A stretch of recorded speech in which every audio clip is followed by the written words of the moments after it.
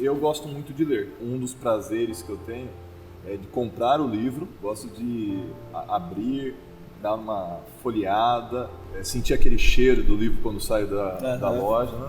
E a segunda alegria é quando eu termino de ler o livro.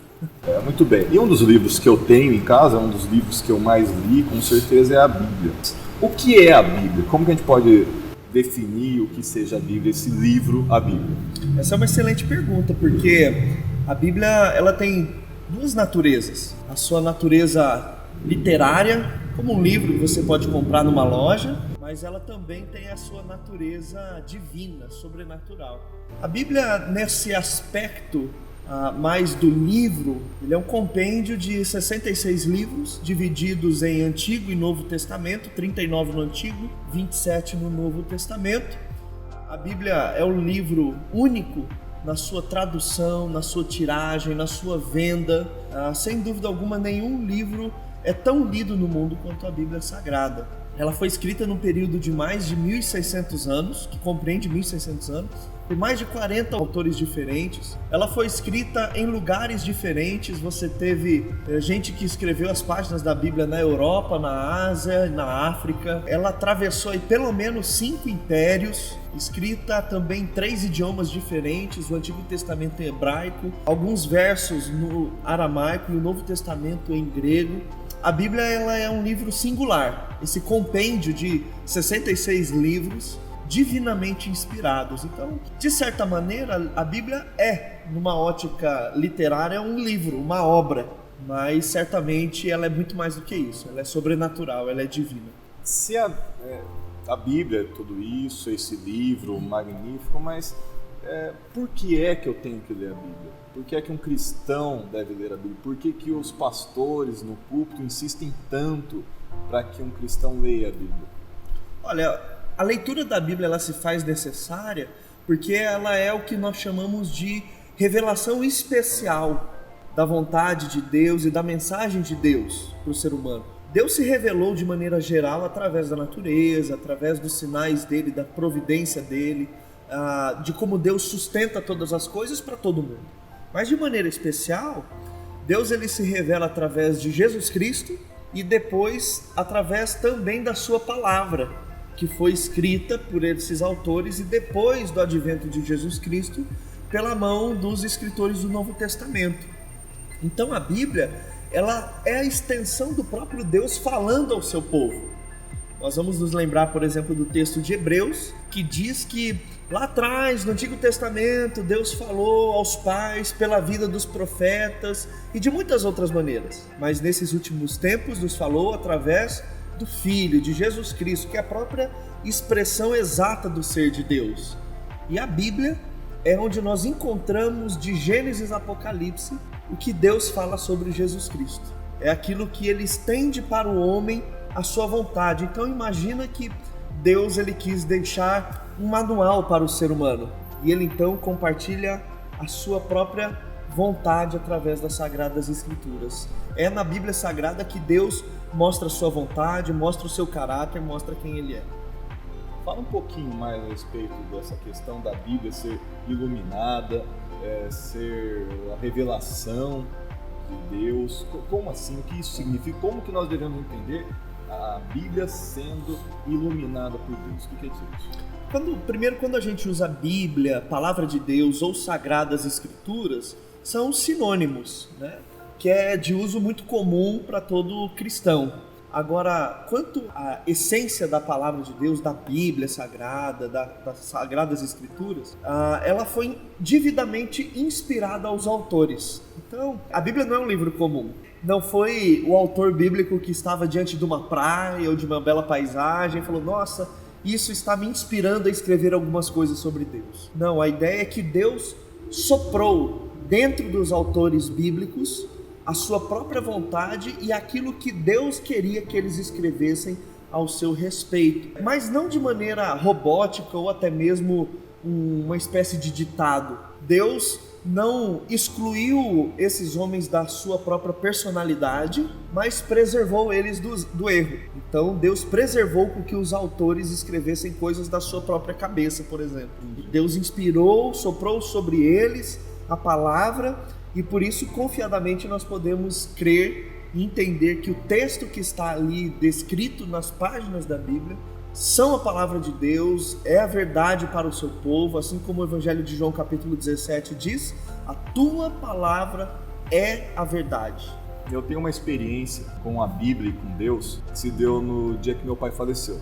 Eu recebi a notícia da morte do meu pai, eu estava na minha casa e eu, triste, né, peguei a Bíblia e fui buscar um consolo e abri.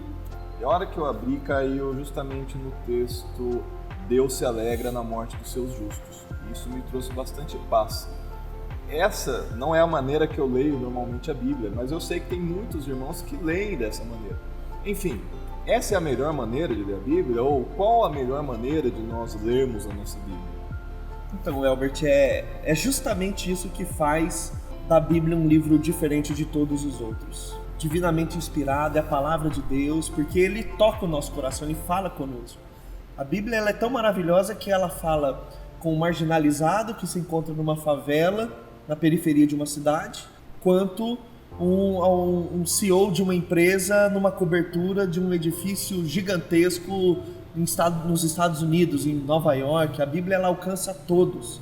A gente vê na Bíblia, por exemplo, Jesus em Jericó, entrando em Jericó, alcançando o oprimido Bartimeu, e nós vemos Jesus alcançando o opressor Zaqueu na mesma cidade. Deus alcança todos através da sua palavra. E ele realmente conforta os nossos corações, às vezes de um texto isolado, um salmo que a gente lê, um provérbios ou uma outra passagem. Mas, acima de tudo, a nossa responsabilidade frente à palavra de Deus é também examinar profunda e cuidadosamente as Sagradas Escrituras. A Bíblia é essa piscina num dia quente, quando nós nos mergulhamos para nos refrescar. Ela é muito profunda e aquece o nosso coração. Só que a melhor maneira de olharmos para a Bíblia é de maneira contextual. Então, de Gênesis a Apocalipse, a Bíblia ela tem uma mesma mensagem, e é apresentar Jesus Cristo como Salvador da humanidade. Logicamente, em Gênesis, sem todo o contexto, essa informação ela vai ficar um pouco ali, meio que ainda envolta num pano de fundo um pouco mais complicado de se entender, mas à medida que você vai estudando, isso vai se descortinando dentro aos seus olhos. Temos duas ferramentas importantes, que é a exegese e a hermenêutica. Em outras palavras, seria a observação bíblica e a interpretação bíblica. Então, uma aguçada observação, sem dúvida alguma, resulta numa interpretação muito mais adequada. Uma observação mais rápida, corrida, sem dedicação de tempo, a interpretação também não será adequada. Então, todo cristão, ele pode fazer um livre exame das Sagradas Escrituras, mas não uma livre interpretação, porque a Bíblia ela só tem uma única interpretação. Então, tanto é que na teologia a gente fala que um texto nunca pode significar aquilo que ele nunca significou lá na sua origem. Por isso a observação e interpretação é muito importante, logicamente, respeitando sempre o gênero literário que é distinto em todas as Sagradas Escrituras. Tem algo que me parece que causa bastante confusão, é que como ela é composta por vários livros, as pessoas leem todos os livros como sendo o mesmo tipo de literatura. Queria que você falasse um pouquinho da maneira como deve ser lido cada um dos livros. Então, como que deve ser lido Gênesis? Deve ser lido da mesma maneira que se lê os Salmos? Da mesma maneira que se lê os Evangelhos? Então, quando você olha o Antigo Testamento, por exemplo, você vai ver que os livros eles não estão em ordem cronológica, mas categorias temáticas literais. Então, de Gênesis até o livro de Esther, a história do povo de Israel, ali se encontram os livros que nós chamamos de livros históricos. Mas antes, dentro desses livros históricos, você tem a categoria ali do Pentateuco. São os 5 primeiros livros do Antigo Testamento. Depois você tem os livros sapienciais, ou seja, um outro tipo de literatura. Você tem ali Provérbios, Cantares, Salmos, Jó. E aí depois o Antigo Testamento ele tem uma outra categorização que são os profetas, divididos em profetas maiores e profetas menores. A maneira mais adequada, por exemplo, de você ler os profetas é tendo uma Bíblia, os profetas, o livro do profeta aberto, e do outro lado uma outra Bíblia com o livro de Reis, Crônicas, porque é justamente Reis, Crônicas, Samuel que vai te dar o contexto do profetismo em Israel. Então cada livro tem a sua peculiaridade, a sua singularidade e precisa ser respeitado também como literatura. Nós não lemos uma receita de bolo como a gente lê uma notícia do jornal. Nós entendemos para qual fim aquele texto foi destinado, ainda que contenha verdades. A receita é uma receita, mas ali está a receita daquele bolo. A notícia é uma notícia, mas ela não vai falar do bolo. É uma outra linguagem, uma outra abordagem. Assim também são os textos, tanto do Antigo quanto do Novo Testamento.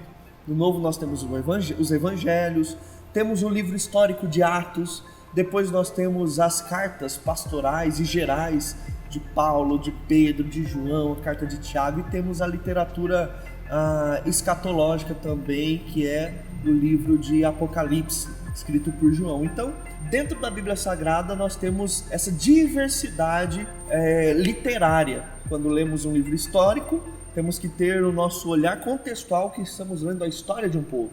Quando nós lemos Provérbios, nós temos que entender que ali são conselhos dados por Salomão, a grande parte por Salomão, às demais pessoas. Então isso nos ajuda muito em compreender as Sagradas Escrituras. Para terminar esse tema, pastor, eu queria saber como você lida muito com a Bíblia. Todas as vezes que você sobe ao púlpito, você tem que ler o texto. Muitas vezes, por repetir aquela ação, assim como ocorre em outras profissões, penso eu que pode ser que acabe a sensibilidade da pessoa, do que eu estou falando. Uhum. Por exemplo, uma pessoa que atenda muitos acidentes de trânsito, penso eu que ela não chega mais a se chocar com pessoas sangrando, senão ela nem conseguiria fazer bem o seu trabalho. Para você, a Bíblia ainda é a verdade? Deus ainda fala com você através da Bíblia? Ou seja, quem é velho de igreja, está há muitos anos na igreja, ótimo, ainda continua a ser alimentado pela palavra de Deus? Olha, Elbert, essa pergunta ela é fantástica, extraordinária, porque mesmo a Bíblia sendo tão antiga, ainda assim parece que ela foi escrita no dia de ontem, porque ela é extremamente relevante e atual para o nosso dia a dia. E a palavra de Deus, ela não é uma verdade que concorre com todas as outras, ela é a verdade. Jesus mesmo disse: eu sou o caminho, a verdade e a vida. E nós cremos nisso com toda a nossa força.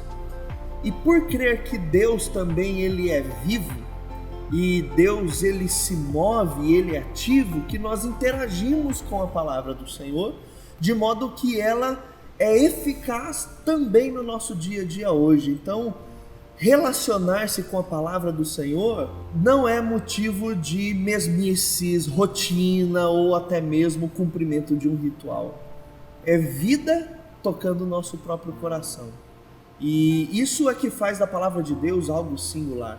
Se nós olharmos a trajetória da história da humanidade, o que tem mudado a vida das pessoas é a palavra de Deus. O banco, a estrutura, isso tudo é importante. Mas o que muda a vida das pessoas é quando elas entram em contato com a palavra de Deus. É lógico que também na nossa parte precisamos ter essa expectativa, essa predisposição. Mas também Deus é tão maravilhoso que Ele já tocou a vida de tantas pessoas que nem sequer, quando abriram a palavra de Deus, esperavam ser tocadas por ela e foram tocadas. Então, mais do que ser um amuleto, como muitos usam na casa, o Salmo 23, o Salmo 91 aberto, isso daí não. A Bíblia ela é viva quando nós interagimos com ela. E fica aqui o meu desafio para todos aqueles que desejam buscar mais o Senhor e intensificar a sua vida devocional, experimentar, se desafiar a se lançar e mergulhar na palavra do Senhor, e certamente serão abençoados através disso.